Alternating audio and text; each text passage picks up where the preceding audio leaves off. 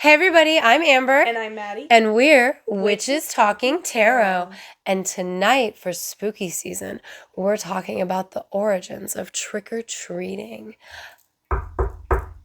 Oh shit, my dogs are probably gonna bark in there. Trick or treat. I just tricked my husband. Good way to start off the episode.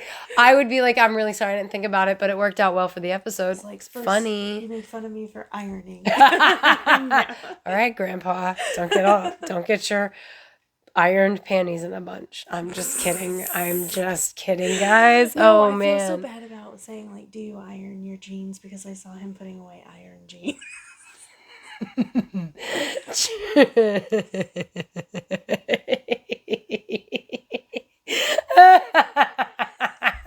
after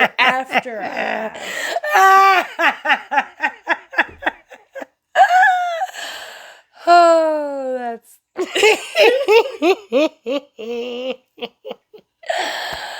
oh, I'm sorry, that's good. Yeah, it was me laughing so much that was mostly the bothersome part for him. I won't lie. I didn't realize you got shit from it. Yeah, our youngest daughter calls him old man. Would you like to spray some onto the veil? Yeah, so origins of trick-or-treating. So trick-or-treating today is we leave a light on to invite people to come. We decorate to invite people to come. And then we give them candy if they say the magic words. Or because this day and age, we understand not everybody can vocalize those magic words. So, like, give candy anyway. Don't be a dick if they're like, oh, I don't talk. Right. You know, because you can tell when they're, Yeah. Yeah. And also, anyway, be an asshole to teenagers as well. Yeah, they could be out fucking shit up. No, dude, they could be egging your house. When I was like 16, and I had somebody be like, "Why am I giving you candy?" Like I had multiple people say something. Yep. And a lot of the time, it's the older generation. It is, and that's not fair. Yeah, exactly. Because like I trick or treated until I was 16, and honestly, I probably would have trick-or-treated when I was 17, but okay, I wasn't pregnant yet. I'd still be out. Maybe I did trick-or-treat when I was 17. Except for now, I have kids as an excuse. Wait, I think I did trick-or-treat when I was 17. I got pregnant after trick-or-treating. I would fucking do it. Yeah, I got pregnant at 17, guys, whatever. Anyway, sorry, I'm just like having to explain why I had that mental like, oh wait, I did go. Because my birthday's in September, and then I didn't meet him till December, so I did trick-or-treat that year. But I did. I trick-or-treated up until I had kids of my own. Right. And now I have kids of my own to trick-or-treat. Same. Literally same. So, like, basically, when they, like, the, not trick-or-treating, but, like, what trick-or-treating evolved from. Like, I just wanted so that we're all on the same page. Like, I was giving a background of, we all know what trick-or-treating is, right? It's this. So what it evolved from is people leaving offerings to their ancestors, specifically the Celts and the Irish, and like I guess but I everybody even say so that. Because Aflabot, that's why I was like in this the Day of the Dead. I'm not even gonna November try and 1st Dia de los Muertos. I guess, Dia de los Muertos. I love saying that. I'm not being silly, I'm not being funny. I just love saying that. Dia de los Muertos. Well, because in America, we do have the jack-o'-lanterns from the Europeans and Samhain, but then we have people that leave the marigold. It's marigold. Yeah, marigolds because of the Day of the Dead on November 1st. We're literally a melting pot. We are. There are so many traditions from so many places. So I apologize. I didn't just mean Samhain. Yeah, no, I was just going to say, like, we can cover all of them. Because, like, Samhain is what we particularly call it, and we get our traditions from the Celts. But, like, that behavior, it is everywhere. Because I was just saying on our last episode. The same time of exactly, year. yes. Like November 1st. Like, October right 31st. now in October, we're recording on October 22nd. And so, like right around this time until the beginnings of November is that time frame where people are celebrating these celebrations of the dead. And it's almost always a celebration of the dead. And they are leaving offerings quite often of food to the dead, even in daylight. I know, my stomach is just going off. I just had to say something because of how good the microphones are. Like, I wasn't in case you guys heard it, that was my stomach going. Because I got a shitty ass Papa John's thingy bowl and there were stems all in that shit. It was horrible. So I didn't really eat dinner, guys. But anyway, but what we know of like, well, there's so much to say. I don't mean to just like no, because like okay, like, so at the Zhyadi, Grandfather's Week in Russia, and the other Slavic lands practice the same thing. It's just not always called Zhyadi or Zhyadi. I like Zhyadi because it has a Z in it. It's a Dziady. It translates roughly to Grandfather's Week, and it's a week-long celebration of the fucking dead. Oh my God, Maddie. Okay, so today, what I learned, you have to know. I've been waiting to tell you until this, so I didn't forget to say it on the episode. Okay. You were talking about washing your windows. I was saying, I just noticed I need to wash my windows. Right. You know what I found out? Part of Grandfather's Week, one of the very first parts of Grandfather's Week, is you wash your windows so that the dead can see in. Ooh. And your lights that you shine from the windows can be seen out. So we were just kind of picking up. I know. I was like so excited to tell you. Yeah, thank you for telling me that. Because we were totally picking up on it was, yes, absolutely. Because with Zhyadi, or Zhyadi, I'm thinking it's Zhyadi. So with Zhyadi, there's a lot of different parts of the celebration, but a huge part is the mum dinner, where not only do they make food like koliva and kolyada to leave for the dead, because koliva is the food of the dead. Mm-hmm. Not only is it served at funerals and offered to the dead, but it's served to new mothers as soon as they give birth. So when they nurse, that is going straight to their child. Huh. It's an entire cyclical thing. It's like a porridge. It's very interesting. Well, you say dumb supper or mum supper or whatever.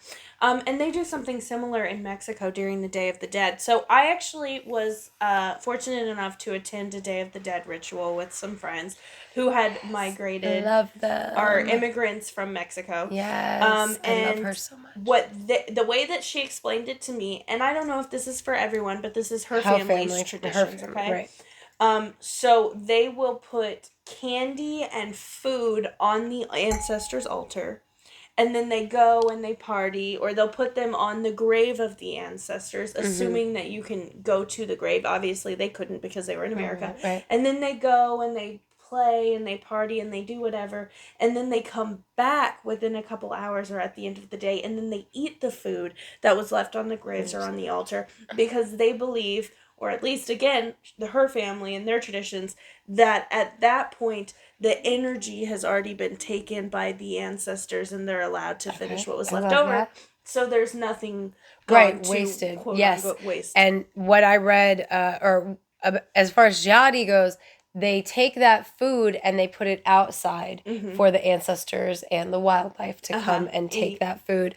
But also there's a part of Zhyadi where they go and they dine at the grave sites. If you're around your ancestors, you go and you eat there and you leave them food there as well at the graves. However, part of the Slavic belief is after 1 year in the ground, their energy is completely gone. So you don't have to go to their... It's completely gone in that specific spot. Right. You don't have to go there anymore because they've seeped from their final resting place into the ethers, and now they are able to go from the fourth dimension into the third dimension or back higher.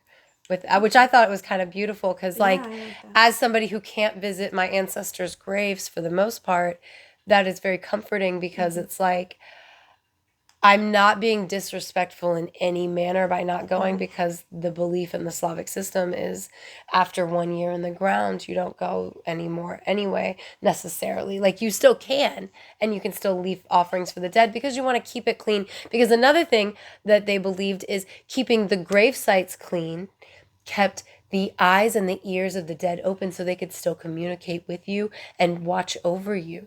So if you let them get all dirty, then it covered their vision and blocked their hearing. Also, be respectful in a graveyard, because if you overstimulate the dead, they will stop hearing the living's requests.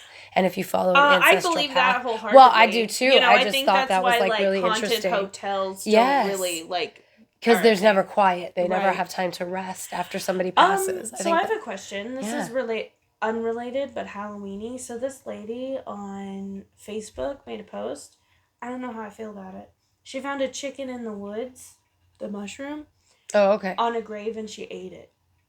So that's really interesting that you bring that up, and I'll go ahead and say this that's been in my head because you did bring that up, and I was like, do I say it? Do I not? I don't know.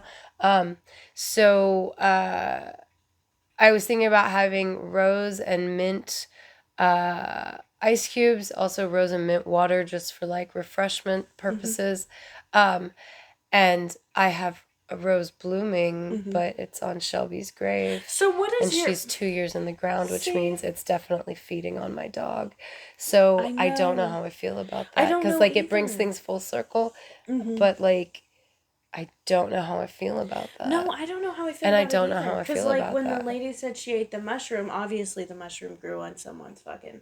Like, it was, like, someone's grandma. Like, the thing said someone's grandma, and she ate it, and she was like, blah, blah, blah. And Can you get possessed that way, though? Like, for real? People were making those comments, like, is that rude, or is like, it not? Is that rude? Like, I don't know. And, like, to my dog, is that rude? Like, we planted those roses, so she has them. Like, do I harvest the petals and drink them? Yeah. Like, that is it. If you guys are watching us on YouTube, I called her Shelby Rose, so it's like a thing. Right. If you guys are watching on YouTube, don't forget to like and know. subscribe first of all, but definitely leave a comment and let us know because I'm not it sure. is something conflicted. Like, It is. people often put plants over. Right, you exactly. know. But and I think that fits in with trick or treating well because it's all about full circle. That's like why you're offering the dead food. But like, where does the full circle end? Like, is it more of a psychological thing that's preventing it from like happening? Because like for me, Like, would I it's eat part the of the mushrooms? cycle. I don't think that I would. But I don't think it's because it's bad. I think it's a psychological thing. Obviously, there's nothing poisonous about the mushrooms because they're chicken of the woods. There's nothing poisonous about the roses. It's just the It's the my mental dog. image. Yeah. Like She's- it's like like I can't. Yeah, it is psychological. It's 100%. And like I just.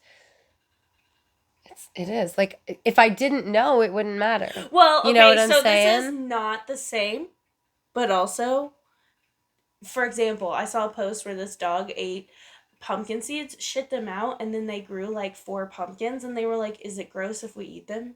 And again, like that's where I'm like, it's not the same. It's not the same because some seeds need to go through the system in order to be able to germinate. I totally you know what I bit mean? my nail. So I'm like sorry. a lot I had, of things, a super long hangnail. It was driving me crazy. Go ahead. A lot of things require the stomach acids. So like it has to be ingested by a bird or by a deer, and it's not going to germinate until after it's been through the system and pooped out again. So like it is different, but like this rose has been feeding on my dog, and then I'm gonna drink in.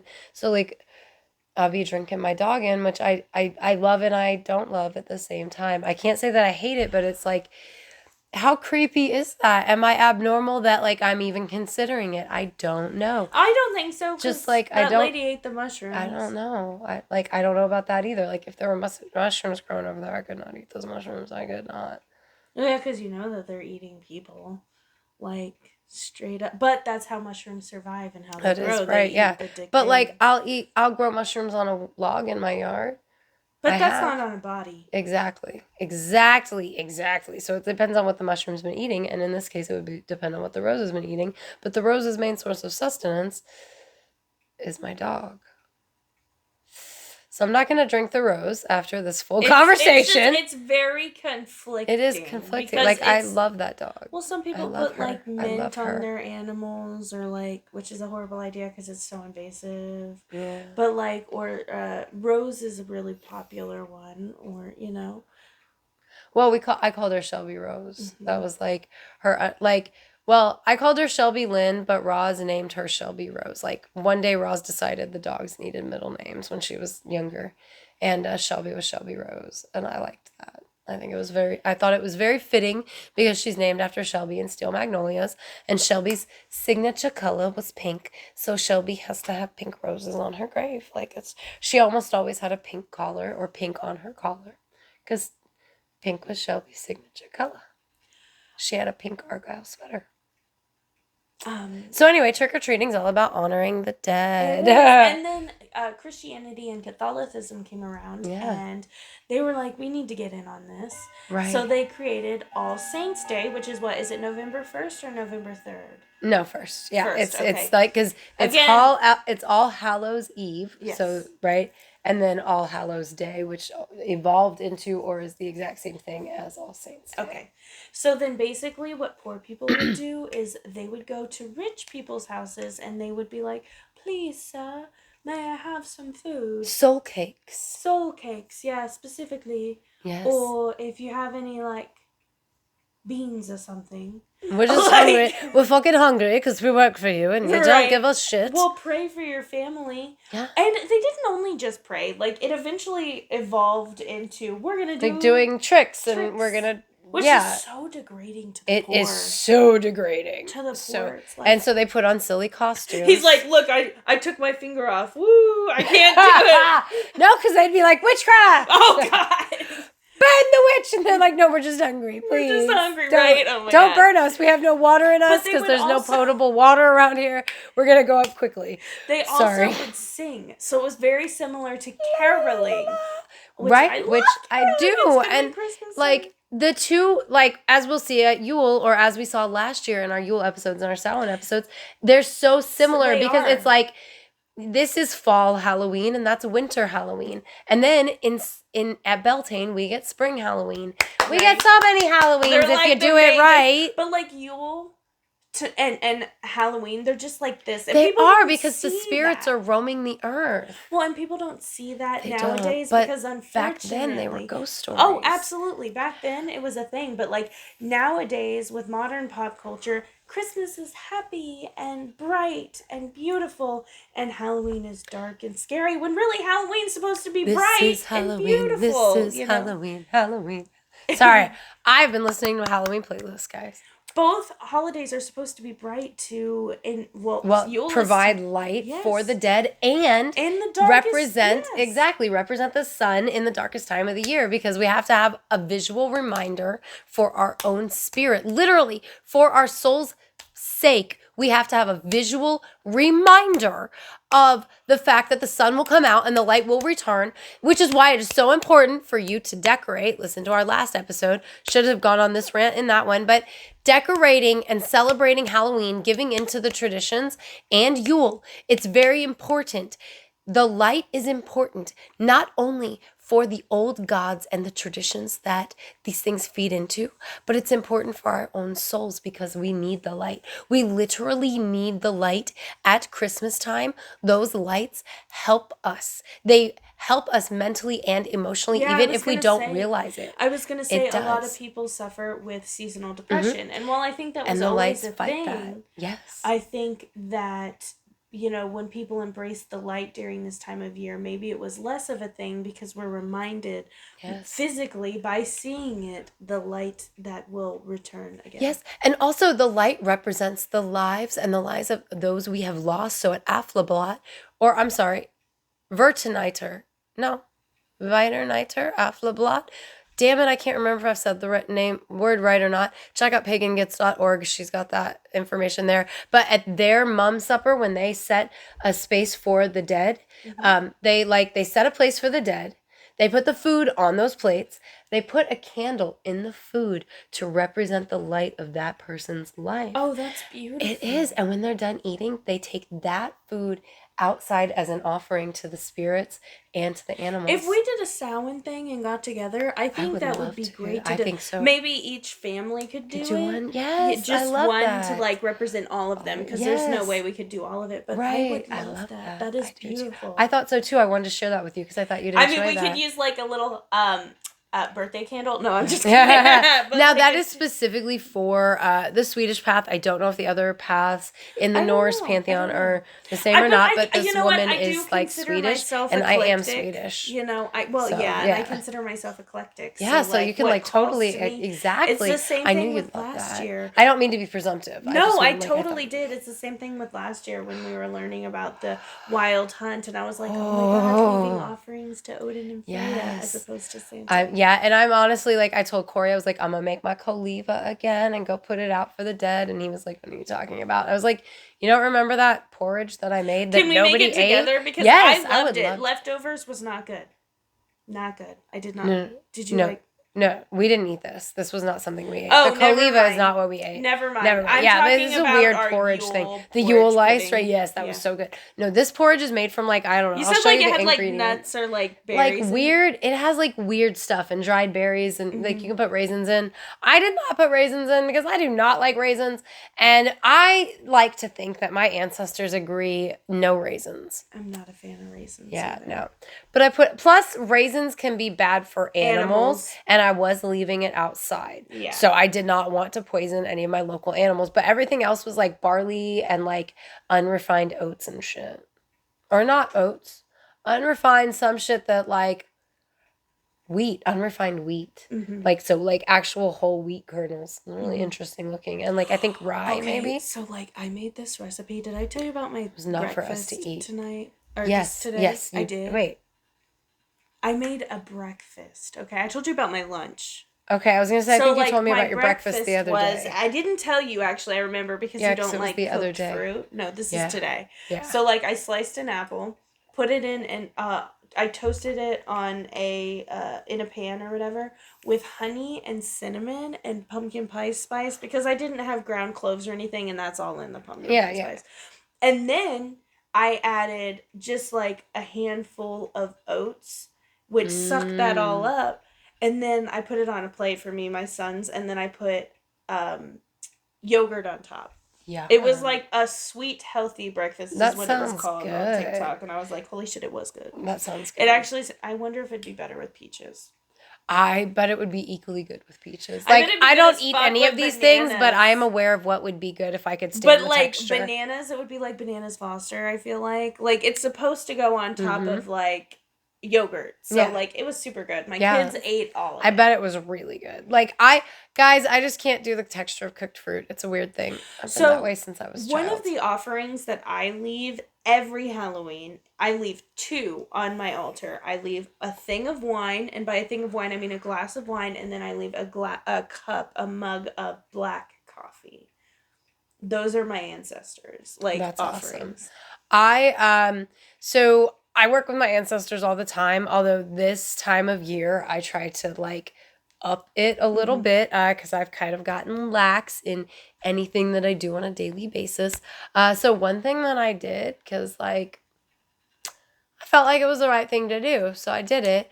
I was going through stuff and I was cleaning up and I found a wad of Corey's chewing tobacco that he had used and discarded. So it was like this nugget of tobacco that he had taken out. Where did he put it? It was in an ashtray. Oh, okay. It wasn't just laying around. He's not nasty. Okay. I was cleaning up and I came upon it and I was like, I did not mean to be offensive. No, you're fine. I'm glad that we clarified that so nobody's like, Amber's husband is gross. My mouth was like, no, it was in the ashtray and it was this little nugget of hard pressed tobacco together.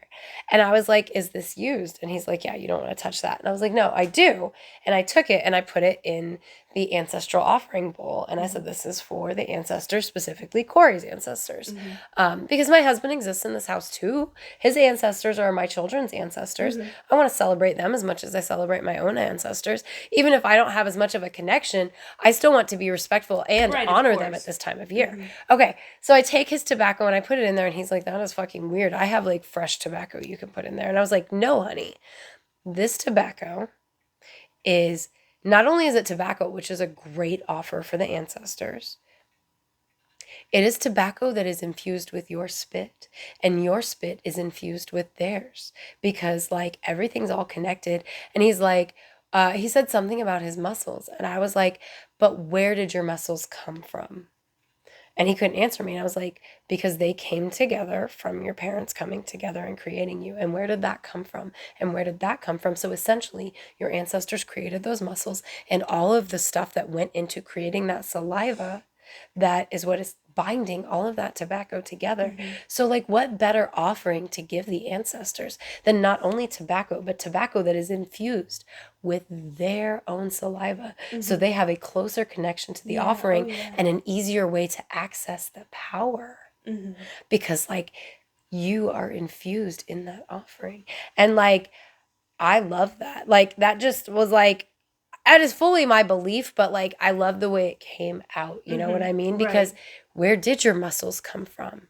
Where did your body come from? Where did we all women come from? We were carried in, all of us, male and female, or, non-binary, whatever. I didn't mean whatever in a rude way. I apologize, guys. I just mean whatever. Like all inclusive. You said other, I thought. Oh, I did say other. And I said whatever. And when I said whatever, I meant all inclusive, and I apologize. That was my brain just like summarizing, and my bad. But anyway, all of us, not only did our mothers carry us, our grandmothers carried us, because all of our mothers, our egg developed in their womb while they were still developing within our grandmother. Mm-hmm. So we literally have that maternal connection as far up as we want to go, right? But like that aside, where did your body come from? Where did it come from? Even when you go scientifically, where did it come from? Eventually, it came from the ancestors. Eventually, they formed you. Eventually, you are the embodiment of their spirit.